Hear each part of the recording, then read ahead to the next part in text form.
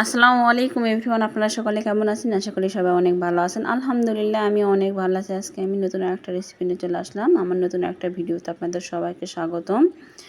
আপনারা এই রেসিপিটা দেখে নেবেন আর পুরো ভিডিওটা একটা লাইক দিয়ে দেখে ফুল ওয়াশ করে নেবেন। চলুন আমি এই চাল কুমড়োর এই রেসিপিটা কীভাবে রান্না করি এটাই আমি আপনাদের সঙ্গে শেয়ার করব। চাল কুমড়োর এই রেসিপিটা এতটাই খেতে মজা হয় আর খুব সহজে আপনারা ঘরে রান্না করে নিতে পারবেন। এই জালি চাল কুমড়ো দিয়ে আমি এই রেসিপিটা রান্না করেছি।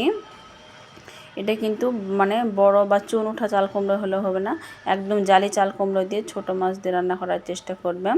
এটা চিংড়ি মাছ বা ছোট মাছ দিয়ে রান্না করলে অনেক মজা লাগে। এখানে আমি শিং মাছ ও কই মাছ দিয়ে এই রেসিপিটা রান্না করেছি। আপনারা পুরো ভিডিওটা দেখে একটা লাইক দিয়ে পাশেই থাকবেন।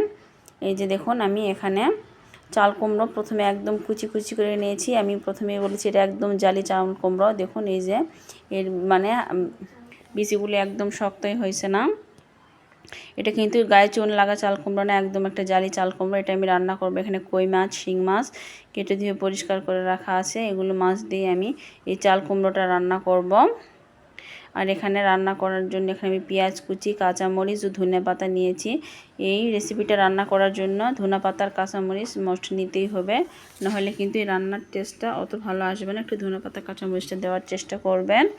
এই যে দেখুন প্রথমত আমি চাল কুমড়োর মধ্যে একটু লবণ দিলাম। লবণ দিয়ে এটা কষলিয়ে মাখিয়ে নেব। চাল কুমড়োর যে একটা স্মেল থাকে, এভাবে লবণ দিয়ে যদি মাখিয়ে নেওয়া হয় তাহলে দেখবেন এর ছোটো ছোটো বিচিগুলো একদম ধুইলে সুন্দরভাবে পরিষ্কার হয়ে যায়। আর চাল কুমড়োর ভিতর থেকে যে এক্সট্রা পানি থাকে এটাও বের হয়ে যাবে। তার সঙ্গে চাল কুমড়োর যে একটা গন্ধ থাকে সেটাও বের হয়ে যাবে। আপনারা এভাবে লবণ দিয়ে একটা মেখে নেওয়ার চেষ্টা করে নেবেন।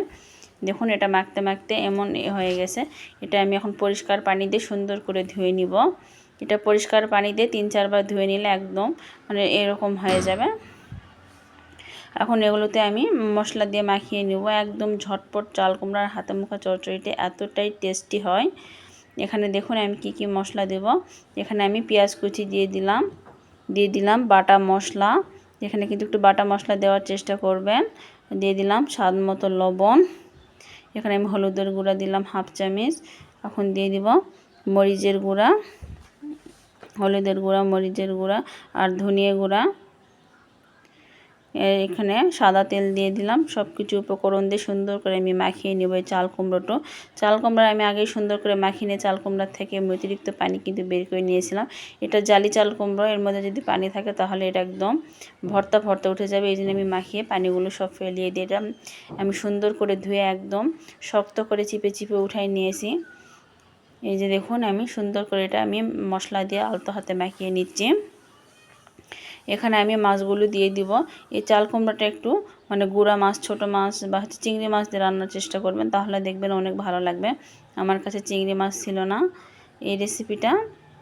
এই যে আমি এখানে দিয়ে দিলাম কই মাছ এবং শিং মাছ। এগুলো দিয়ে আমি এখানে সামান্য একটু পানি দিব, যে মশলাগুলো সুন্দর করে মাছের মধ্যে যেন ঢুকে যায়।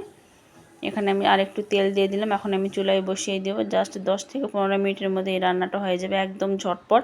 আর এতটাই দুর্দান্ত স্বাদ হয় এই রেসিপিটা, যেও দেখবেন চাল কুমড়া খেতে চায় না সেও অনেক পছন্দ করে খেয়ে নেবে। এই যে দেখুন একটু পাক উঠে আসতেই আমি আলতো হাতে নেড়ে দিচ্ছি, যেন সব কিছু ভিতর মশলাটা সুন্দর করে ঢুকে যায়।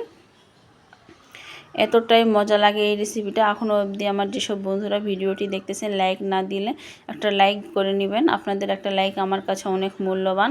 আর নতুন আমার ইউটিউব চ্যানেলে যদি নতুন এই ভিডিওটি দেখে থাকেন তাহলে প্লিজ একটা সাবস্ক্রাইব করে পাশেই থাকবেন।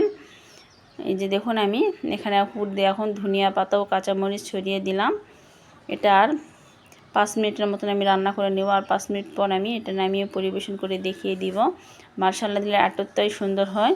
এই তরকারির মধ্যে আমি কোনো ঝোল রাখবো না, একদম শুকনো শুকনো একটা রেসিপি এটা। এই যে দেখুন এটা আমি একদম বেশ হাই হিটে রান্না করতে হবে। কম হিটে রান্না করলে কিন্তু একদম ভর্তা ভর্তা হয়ে যাবে। এটা গাছের একদম একটা জ্বালা চাল কুমড়ো, একদম কচি। এই যে দেখুন আমি আলতো হাতে নিচ থেকে নাড়া দিয়ে নিচ্ছি। এটা দেখবেন পানি শুকিয়ে যখন পর্যায়ে একদম তেল ওঠা ওঠা হয়ে আসবে, এই পর্যায়ে রেসিপিটা নামিয়ে নিতে হবে, তাহলে অনেক মজা লাগে। গরম ভাতের সঙ্গে এরকম রেসিপি যদি হয় তাহলে দেখবেন অনেক মজা হয়। আপনারা একবার হলেও এই রেসিপিটা ট্রাই করে দেখবেন, এতটাই টেস্টি হয়।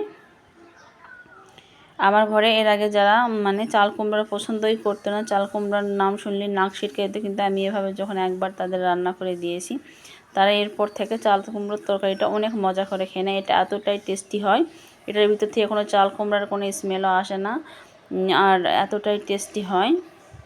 এই যে দেখুন মাশাআল্লাহ দিলে আমি এটা নামিয়ে নিয়ে আপনাদেরকে পরিবেশন করে দেখিয়ে দিচ্ছি এটা কতটা সুন্দর হয়েছে। দেখতে যতটা লোভনীয় হয়েছে, খেতেও অনেকটা মজা ছিল।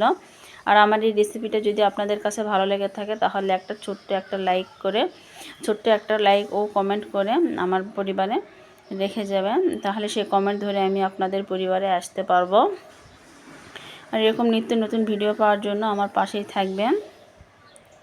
এই যে দেখুন মাশাআল্লাহ দিলে কেমন হয়েছে। সবাইকে জানাই আল্লাহ হাফেজ, সবাই সুস্থ থাকবেন, ভালো থাকবেন।